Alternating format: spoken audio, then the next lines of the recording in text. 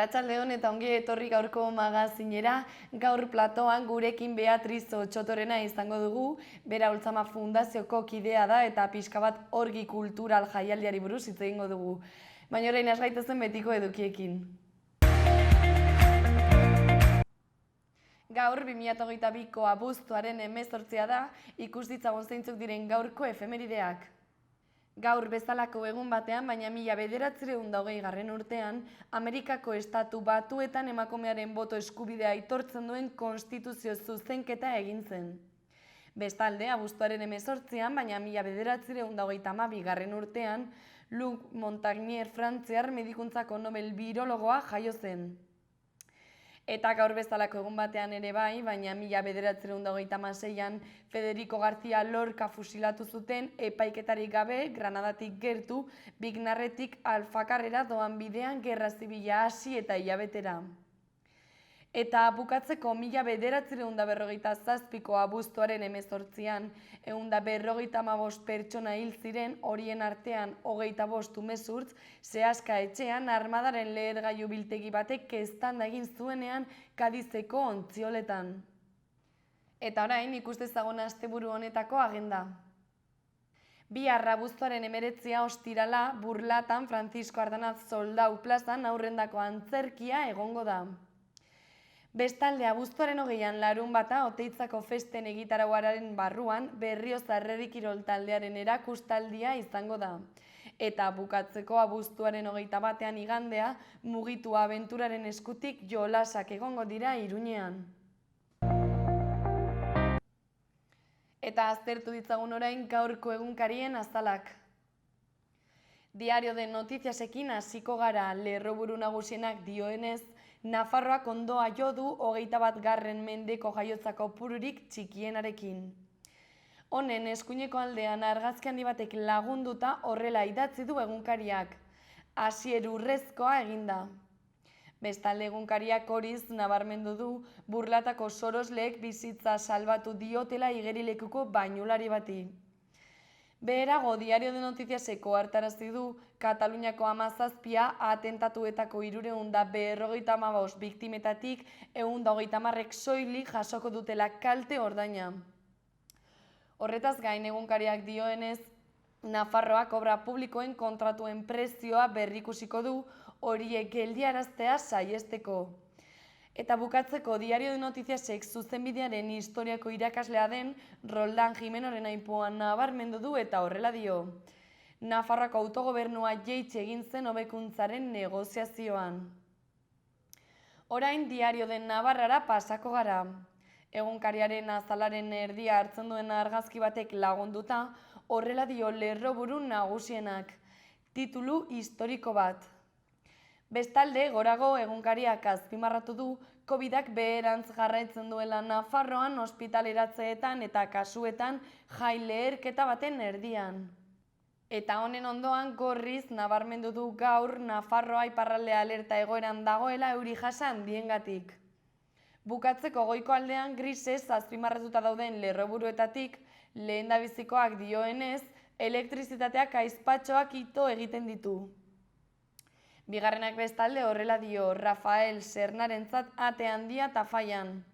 Eta bukatzeko hurrengoa nabarmendu du egunkariak, disko trinkoetako 40 urte. Gararekin jarraituko dugu orain, Nazalaren lerroburu nagusienak dioenez, desadostasun politikoek A17ko biktimen aldeko ekitaldiak asaldatu dituzte. Honen azpian argazki batek lagunduta horrela dio hurrengo lerroburuak. Martinez 110 metro esiko Europako txapelduna. Horretaz gain, Garak nahasmendu bipolarrarekin diagnostikatuta dagoen Nerea Astigarragaren aipua nabarmendu du eta horrela dio. Gaixotasun mental batekin bakean bizitzen ikastea da zaiena. Bukatzeko azalaren beheko aldean hurrengoa nabarmendu du egunkariak. Protestartean ustu du poliziak nagusien etxea itzulbaltzetan. Berri egunkaria aztertuko dugu orain, egunkariaren azalan nagusiki 2 argazki handiz osatuta dago. Ezkerreko aldean dagoenaren lerroburuak horrela dio, mugimendu feminista kriminalizatzeko saioa salatu dute. Eta kirolari dagokionez, eskuineko aldean dagoenaren lerroburuak ordea horrela dio. Asier Martinez zurregorrizkoa. Eta honen gainean egunkariak kolore gorriz nabarmendu du adingabeen argazki eta bideoak sare sozialetan zabaltzaren arrisku ez ohartarazi dutela adituek. Azalaren beheko aldean egunkariak alde batetik azpimarratu du Pakistanen gutxienez 625 lagun hil direna Montzoi garaiko euriteek eragindako uholdengatik. Horretaz gain ondoan argazki txiki batek lagunduta horrela dio hurrengo lerroburuak. Getxo nagusien etxea hustu eta hesitu egin dute. Bestalde egunkariak hurrengo azpimarratu du ere bai. Sagastitarrak antzeslanarekin abizen eztabaida taularatuko du gaur txalo konpainiak. Bukatzeko Garak bi artikuluren izenburuak nabarmendu ditu. Ezkerreko aldean dagoenak horrela dio, emakume eta gizonik gabeko gizarte bat. Eta eskuinaldean dagoenak ordea horrela dio, Joseba Osa itzultzaile suo. Eskuinaldean dagoenak ordea horrela dio, Joseba Osa itzultzaile suomierari esker. Euskal Herria irratia bukatzeko. Asteko irratiko web orrialdean azaltzen den lerroburu nagusienak horrela dio. Aurre eskoletako ikasturtea abian, euskara jo.an eta greba zerumugan.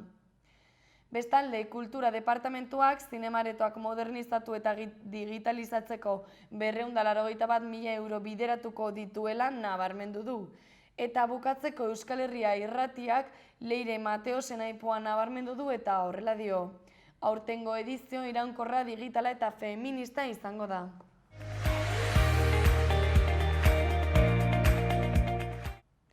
Ikustezagun orain gaurko eta biharko eguraldiaren iragarpena zein den. Gaur euriak jarraipena izango du iparre ekialdean. Goizean itsasotik zaparradek sartzen jarraituko dute eta Gipuzkoa ekialdean, Nafarroa iparraldean eta iparraldean eragingo dute gehien bat. Gainerako tokietan euri askoz gutxiago edo ia batez ere ez du egingo, arratsaldean atertzera egingo du orokorrean, ostarteak ere zabal daitezke, baina iparrekialdean gauera arte ez du guztiz atertuko. Araba eta Nafarroa hegoaldean giroa oro har argia izango da. Mendebal eta ipar mendebaldeko haize bizia ibiliko da eta temperaturak behera egingo du. Beroenak 20 eta 22 gradu zentigradu artean geratuko dira. Eta ostiralean egunak aurrera egin ahala argitzera egingo du. Lehen orduetan behodeiak izango ditugu ipar partean eta Kantauri isurialdean euri txikia egin dezake goizaldean. Goizak aurrera egitarekin batera hodeiak gutxitu joango dira eta arratsalderako ostarte politak espero dira. Temperatura maximoek gora egingo dute eta leku askotan 25 eta 26 gradu zentigradu ingurura iritsiko dira, hegoaldean altuagoak izan daitezke. Ipar haizeak gailenduko da.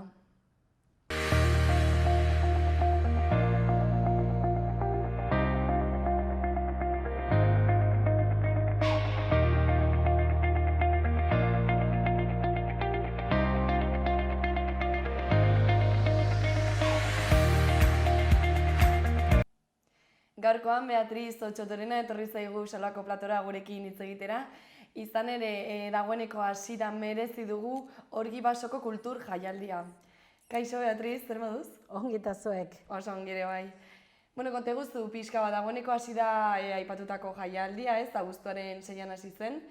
Eta irailera arte baituzue antolatuta hainbat ekintza. Konte guztu pixka zertan datza jaialdia? Bueno, hasi ginen duala nek uste ja 4 urte, hau laugarrena da. Eta lehenengo hasi ginen kontu kontalariekin. Da, bueno, ikusi ginen jendearen harrera oso ona izan zela eta horrela saiatu ginen gauza gehiago sartzen. Hortaz gero ja kontzertuak hasi ziren egiten, beste liburuak eskritzen dituzten pertsonak ere etortzen, mahai bilduak egiten eta holan. Eta aurtengo orgi kulturala, bueno, pues, familiari eta umeri eskenina izan diogu, horregatik dena zuzenduta dago umeri eta bere familiari. Eta aipatu duzu hasieran ipuin kontalariekin ez hasi zela jaialdia, zergatik momentu horretan zer ikusten duzu behar dela jaialdia hau antolatzeko?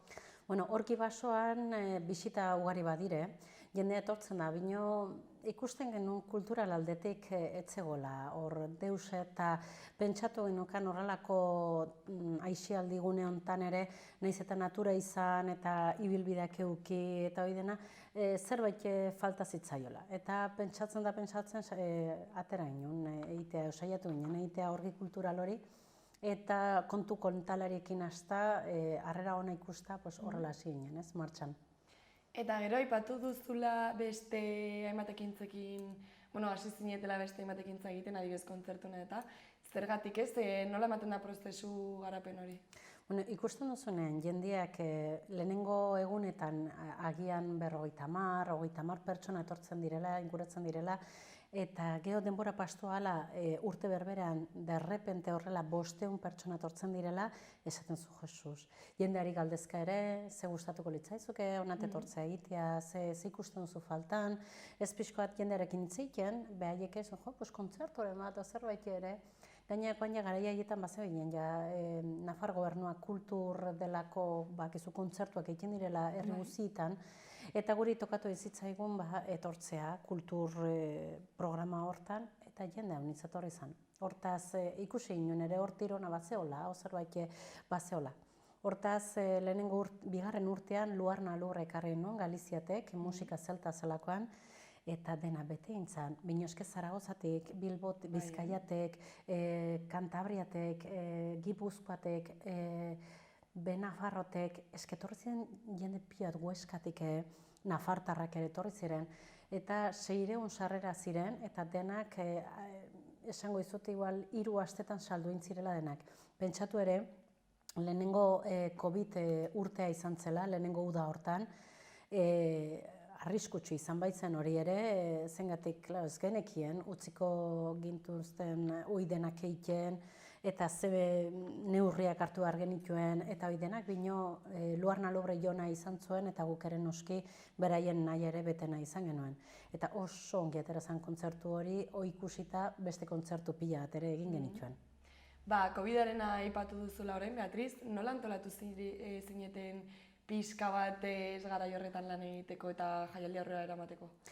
Lehenengo esan behar dugu fundaziokoak sanitario garela, erizain eta medikue, da gure aldetik ere erraza izan zen, ez, protokolo guztik egitea, eta horrek eragin zuen Nafar gobernuak eta kultur sailak eta denak gurekin ados izatea, nola antolatu genuen hori dena. Zer egin genuen, ahotsa pakak batu egin genituen, bakoitzak jartzeko tokin bat, ez? Azkenean pentsatu genuen baso batien aulki batzu patuz gehoz, igual norbaitek eroriko zan lurrera, zengatik estabilidadea ez baita, ez da baita lehun ere, ez?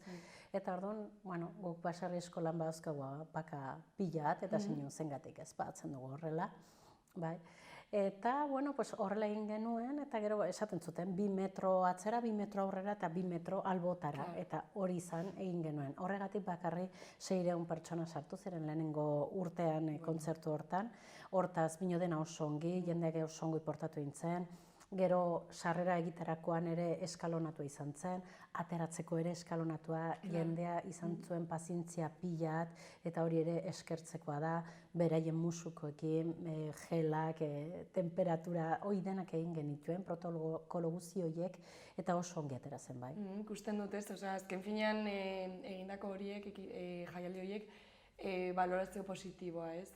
Bai, guretako horregatik jarraitzen dugu. Azkenean gauza bat ez baldin badago funtzionatzen, hurrengo urtean ez duzu egiten ere, bino jendeak gero eta gehiago eskatzen du, ez? Eta gustora izaten da, balorazioak oso onak izaten dira, ahoz egindakoak ere, eta bakizu Googleen eta mezuak bidaltzen jende pilo bat. Gero baiadaren dako ere oso ona izan zen, jende asko gelditua izan bazkaltzera, lo egitera, eta beste hainbat gauza egiteko ere. Hortaz, dena oso positiboa izan da, bai. Bai, egia esan oso gauza interesgarriak aipatzen ari zara, baina lehenik eta behin, hitz egingo dugu aurtengoari buruz, merezi dugu lelopean ez egin duzuela, zergatik pixkat, konta egozu nondik hartu duzu edo jorratu duzu gaia? Bueno, gaia izan da umeak, familiak. Azkenean, azkeneko 2 urteotan helduendako izan da gehien bat, ez? Izaroren kontzertua, Luarna, Idoia Surmendi, Anje Dualde, eta beste hainbatek ere.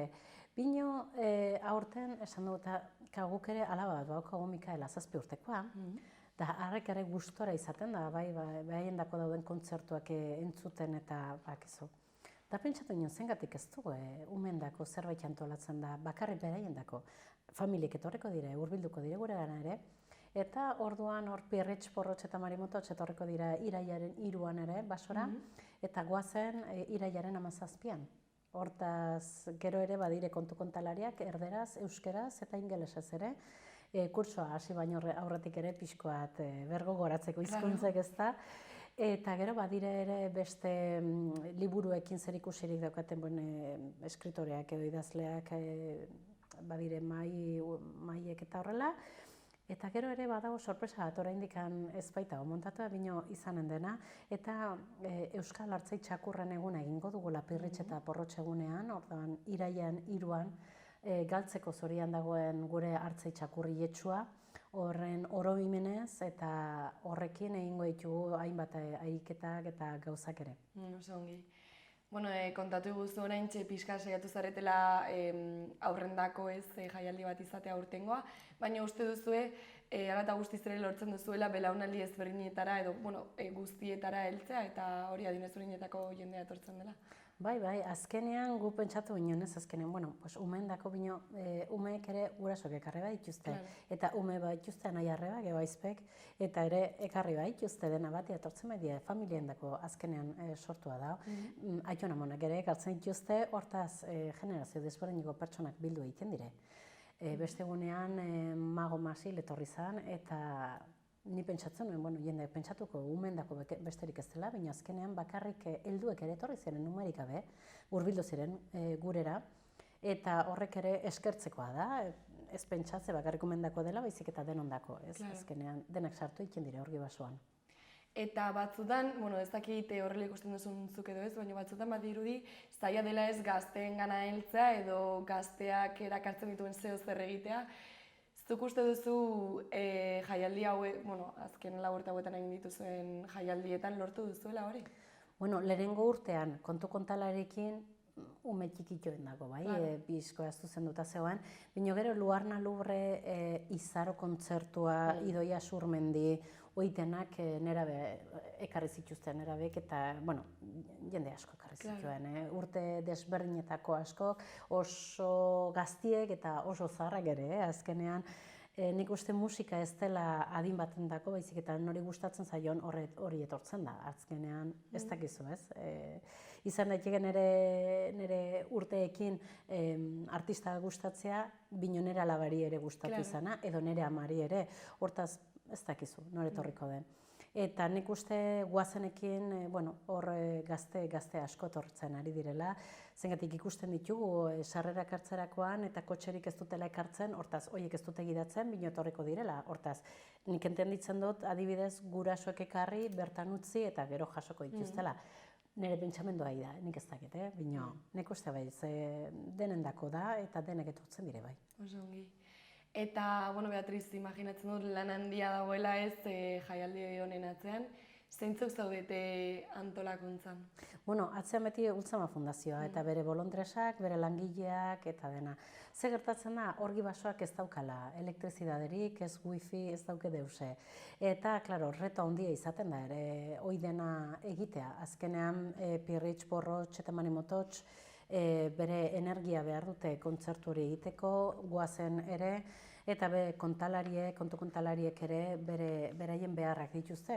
Eta hori antolatzea, gero zonaldea ere aproposeikia, eta eskatu behar diren baimena guztiek ere, pentsatzazu horgi basoa zona espeziala dela eta medioambientek edo behar duela autorizazioa eman, ezin ditugu edozein orduetan gauzak egin, basurdeak ere bizitzen dira horgi basan eta beste hainbat animalik ere, hortaz denak elkar lanean eta elkarri ere lortu behar dugu izaten. Hortaz hori denak ekartzen duen lana izugarria handi da, bai. Eta adibidez, aipatu duzula zuk bolondresena, zeintzuk izaten dira normalean bolondresak, ez dakite gaztetxoak, helduak? Normalean helduak izaten dira, normalean helduak. Eta heldu horiek ekartzen dituzte beraien umeek ere, eta guri ere laguntzen digute. Besteek, batzutan ere, noizbehinka ere, laguntza eskatzen diegu eta etortzen dira. Bino normalean denbora libre daukena, gurera hurbiltzen da, eta beti dago lan on bat egiteko, hasi gu prest. Eta Beatriz, jakingo zenuke gutxi gora bera esaten zenbat pertsonak lan egiten duzue, hori momentu hauetan adibidez jaialdia antolatzeko, eta? Orgi kulturala aurrera eramateko gutxi gora bera 20-22 pertsona behar dira. Eta nola antolatzen zarete zuen artean, esan nola banatzen dituzue lanak, adibidez, zuk hartzen duzu ez dakite ekoizpena, zuk egite duzu muntaia edo nola egiten duzu? Bakoitzak dakien eri buruz hor hartzen du, ez? Zaila bestelakoan, ez baldin baduzu ulertzen gauz bati buruz gauza horiek egitea ere zaila. Bino normalean hori ja azkeneko 4 urte hauetan banatu izan ditugu lanak ere, ez? Ni normalean orgi basoa antolatzea eta informatikoarekin nola egin behar diren sarreren asuntoa, telefona eta hori dena, badago Anabelen beti artistekin hitz egiten duena, kontratuak egiten dituztena, Fernando ere beste egiten ditu bere beharrak ere kontratuekin, jendearekin hitz egiten, Oskar ere presidentea beti egunean antolatzen dena ongi izatea, eta gero beste langile guztiek ere paken asuntoa, jendearen asuntoa, parkinaren asuntoa, horietenak beharrezkoak baitire. Azkenean ongi moldatzen zarete ez da dena aurrera eramateko. Bai, azkenean ateratzen dire gauzak, hortaz nik uste ongi moldatzen garela. Eta zer ere esan behar dizun adibidez, bukatzen denean jaialdia ez, zuek bertan bera usten duzue jaialdia dena edo balorazio ematen egiten duzue, jarraipen ematen diozue hurrengo urteari begira, edo zer egiten duzue? Normalean edozein aktuazio dagoenean, gero galdetzen dugu. Zer nola izan den, gustatu zaien edo ez, ze hobetu daitekeen, zer ez, hortan beti gabiltza. Da gero elkartzen gara, bukatzen dugunean, normalean orgi kultural hau iraian bukatu, baina gero Euskara Bideak ere laguntza eman digu urrien euskerazko kontu kontalariak egiteko. Hortaz orgi kulturala bukatuko da ez iraian, baizik eta urriaren azkeneko egunetan. Hori dena bukatzen denean, orduan bai elkartu egiten dire, elkartzen gara, hilbeltzan, zezaien, hor non baite, eta, zer moduz, nola joan da, ze arazoak izan ditugun, ze gertatu da zer ez, eta hori denak pixkoak urrengo urterako begira, urrengo urteari begira, zer hobetu dezakegun, ez ikusteko. Eta bilera horietan ere, martxo aldean ere, ikusten ari gara zer egingo dugun orgi kulturala 2023 urte hortan bai. Eta dagoeneko aipatu izkiguzu gauza batzuk jaialdiaren onurei buruz, ez? Adibidez, turismoarena, jendeabiltzarena, euskararena, eta orduan Beatriz, zuretzako zergatik garrantzitsua jaialdi hau egitea eta egiten jarraitzea berkatu? Nek uste gauza askorengatik. Lehenengo orgi basoa ere mapan kokatzea, nahiz eta ja kokatua izan da, ezta? Bino ez bakarrik bueltatxo bat emateko edo barbako bat egiteko, baizik eta kultural arlotik ere ez pixkoat ere jendeak ikustezan. Gero beste alde ere turismoaren aldetik eta baiadak behar dituen turistak eta hoien aldetik ere oso onuragarri da.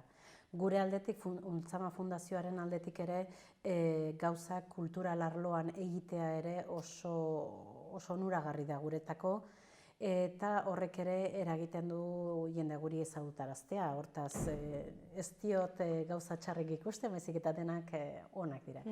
Lizaso herria orgi basoaren nagusia dena, oso onuragarri ere ikusten du, gustora izaten da, eta beraiek ikusten dute kultural arlo hau oso onuragarri dela ere herriarendako.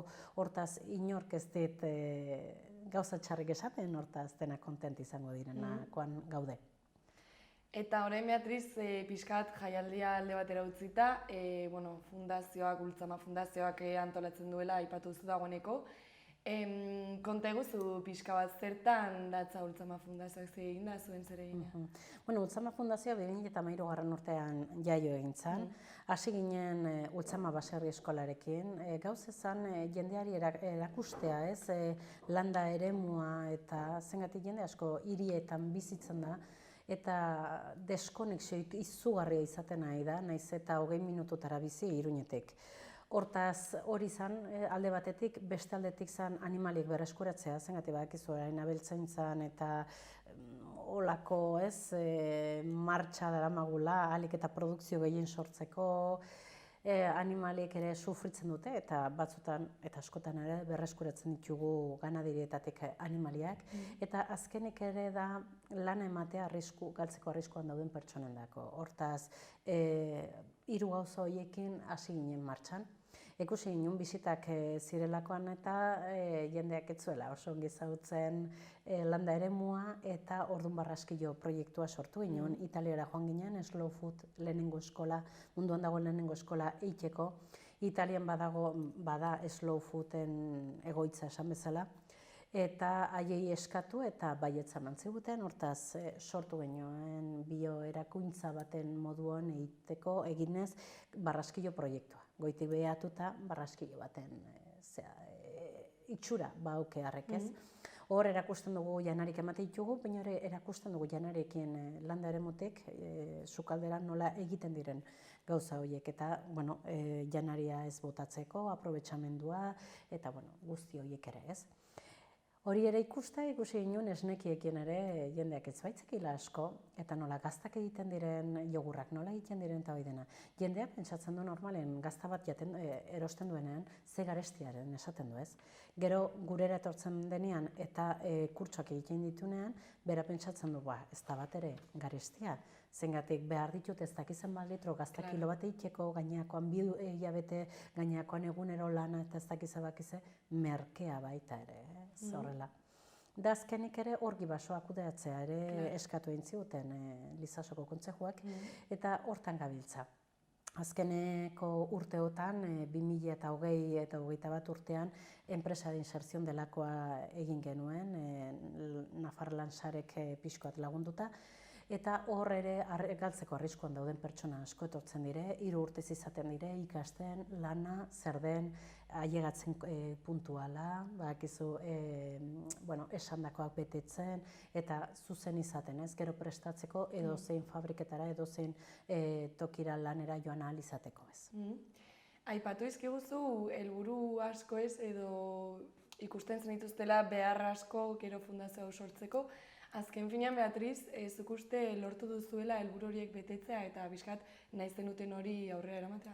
Nik uste baietz. Azkenean, den pila bat pastu egiten da urtean gure baserretik, gure fundazioatek, eta haiek bueltan izaten dira ere, urte batetik bestera, eta haiekin ikusten dugu, ez, aurreratzen ari garela, gero eskolak ere, eskola pilo bat etortzen dire, irakasleak ere esaten digute, eta gero ere enpresa de inserción delakoa ere saiatzen ari gara eta lortu dugu ere pertsonak beste lanetan ere sartzen, etxean zeudenak eta etzekitela edo ez dakitela nola hasi eta hortan hasi eta lortu dute ere beste lanpostu bat izatea. Hortaz, nik uste baietz, bestelakoan ere bertan bera utziko genuke, ez? Ez balin bado aurrera jarraitzen ere atzera jarraitza ez du pena merezita. Eta zure lanpostua edo zer egina Ultzama Fundazioan zein da, eta esan nahi dut, ez du horretaz bizi zara, Beatriz? Ez, ni erizaina naiz, Baztanaldean, urgentziatako erizaina naiz. Nik egiten ditut turnoak bomberoak bezala, suhiltzaile bezala, batzutan 24 ordukoa, beste batzutan 17 eta horrela. Eta beste egunetan, beste bolondres bezala lan egiten dut, lana. Hor zuzen joaten naiz ez, edozein behar den edozein gauzetan egitea. Batzutan animaliak atenditzea, beste batzutan telefona atenditzea, beste batzutan erosketak egitea, edozein gauza. Bai, behar dena, ez da? Bai, hori da. Eta Ultzama Fundazioa zertaz hornitzen da, edo diru laguntzen bidez aurrera ateratzen da, edo pixkat konta eguzu? Normalean, Ultzama Fundazioak saltzen dituen sarrerekin horrekin aski izaten du. Jende pilo bat etortzen bai da gurera, eta nola patronoak edo guk ez dugu deusek kobratzen bakarrik lanean daudenek, horrekin aski izaten da. Orduan ditugun lanekin, orgi kudeatzearekin, orgi kulturalarekin ateratzen diren diruak, edo baserrian sarrerekin edo erosten diren gauzekin dendan, hoiekin ere moldatu egiten gara. Eta Beatriz, zuk uste garrantzitsua dela fundazioarekin jarraitzea eta gustatuko litzaizuke belaunaldi berriek ere bai parte hartzen hastea eta denon artean jarraitza? Hombre, gustatuko litzaidake gu sortua da eta noski gustatuko litzaiguke. Bino, ere gu sortu den aldetik gure nahia izan da, Oskar eta Biona, eta gure alabari ezin diogu, bortxatu esan bezala bera jarraitzeko, edo beste inork ere norbaitek nahi balin badu jarraitu aurrera, posible du egitea hori zeuro. Bino, inork ez balin badu hori egin nahi, pentsazazu ere lanpilo bat dela eta ez duzula deusek kobratzen, azkenean ere pesta egunik ez dauzkezo eta bakazio eta juteko ere larri biltzen gara. Hortaz horrekin, aber nor nahi duen ere, ez dakik gazteriak ere prestatuta dagoen olako gauzek egiteko ere, bakizu lana batzutan gero familia eta gero gelditzen zaigun denbora librea edo aisi denbora bakazio eta juteko edo zen gauza egiteko ere nahi ditugula. Hortaz, ez dakit. Ikusiko da, ez da? Hoi da. Oso ongi. Elkarrizketa bukatzen joan behar dugu, Beatriz, orduan, orain zer gehiago gehitu nahi baldin baduzu, berri hori zure txanda. Mila esker, orduan nahi duenak inguratu Orgi Basora dagoen Orgi Kultural hontan, 3 bikoitza, granjaeskuelaultzama.comen behar du sarrera hartu, dena debalde dira, guazen eta perretxe eta porrotxe ez ezik, 7 eurotan daude sarrerak, eta ordenantza municipalak dioen modure, 3 euro ordaindu behar da kotxe bakoitzeko besterik ez. Oso ongi. Orduan, eskerrik asko etortzagatik, Beatriz, eta gurekin hitz egiteagatik. Zuei. Eta orain, jaialdiaz disfrutatzera, ez da? Hori da, gustora izango gara bertan, osek ez ere, etortzik, ez da nahi balen mazu. Oso ongi, eskerrik asko. Bai zuei. Gero arte. Gero arte.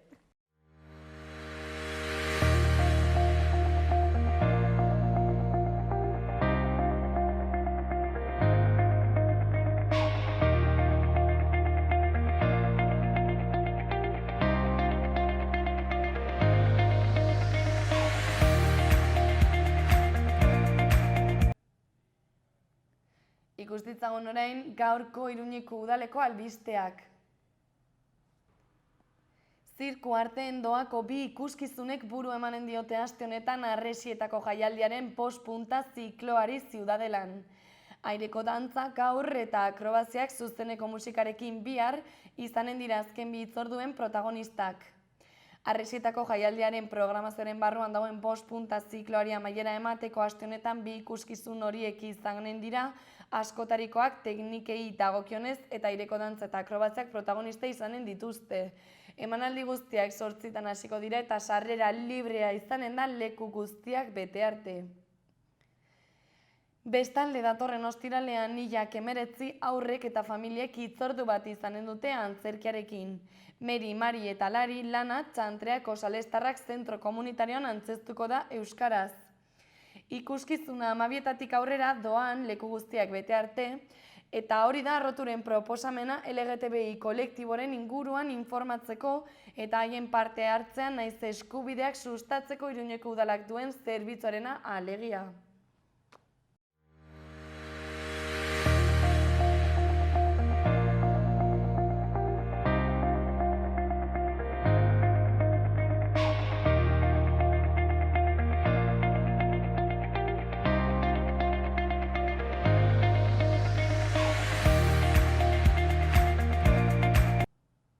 Eta hau izan da guztia gaurkoz, eskerrik asko horregoteagatik eta bihar arte. Gobierno de Navarra. Nafarroako gobernua.